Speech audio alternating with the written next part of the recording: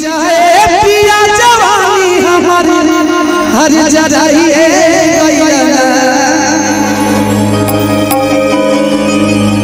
हो जराइए कि ये नचनिए कारण कि ये नचनिए कारण हर दुनिया के भुलाइए गइला।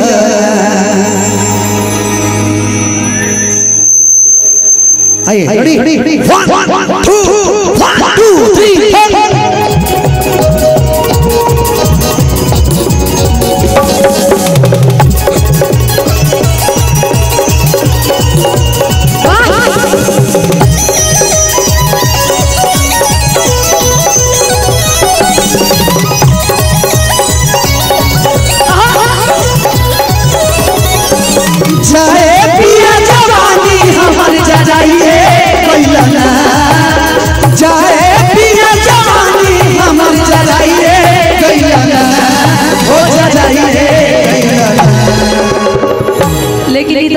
अच्छा बोला कि ये नचनिए कारण सही बात है ना?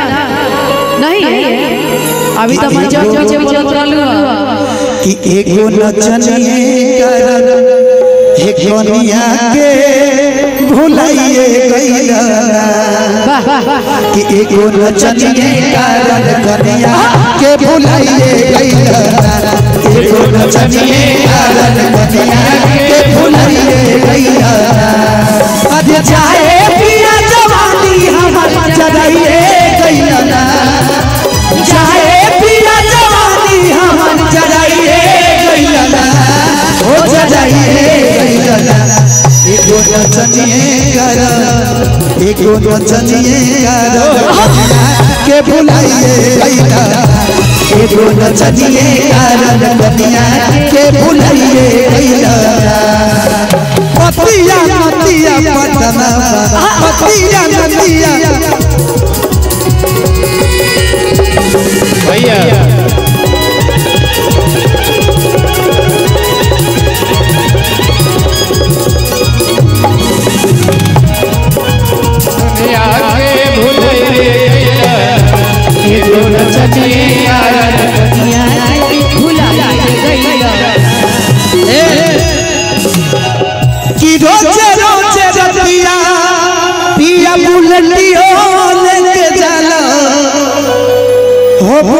लेके जाला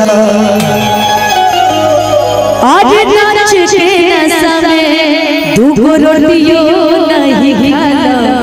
दूगो रोटियो नहीं खाला कि नाच के नशा में दूगो रोटियो नहीं खाला। हो दूगो रोटियो नहीं खाला कि रोज रोज रतिया पिया बुलटियो लेके जाला। ओ बुलटियो लेके जाला। रोज रतिया पिया बुलटिया लेके जाला। कर नचियो लेके जाला। ओ नाच के चक्कर में तू रोटियो नहीं खाला। तू रोटियो नहीं खाला। जाए पिया कमाई कुल उड़ाइए गइला। अरे जाए पिया कमाई कुल उड़ाइए गइला। ओ उड़ाइए गइला। एगो नचनिए कारण एगो नचनिए कारण दुनिया के भुलाइए गइला। एगो नचनिए कारण दुनिया के भुलाइए गइला। पिया बासिबान से अन्हर भइले आई देवर डाली देहिया पर डाल रजाई। देवर डाली देहिया पर डाल रजाई। पिया बासिबान से अन्हर भइले आई देवर डाली देहिया पर डाल रजाई। देवर डाली देहिया पर डाल रजाई। एगो नचनिए कारण कन्या के भुलाए गइला। रोशनी कारण कन्या के भुलाइए गए